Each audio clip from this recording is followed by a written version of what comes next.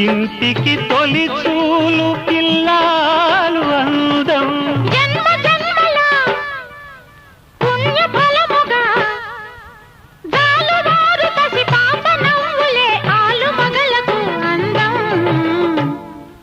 ఇది చెరగని ప్రేమకు శ్రీకారం,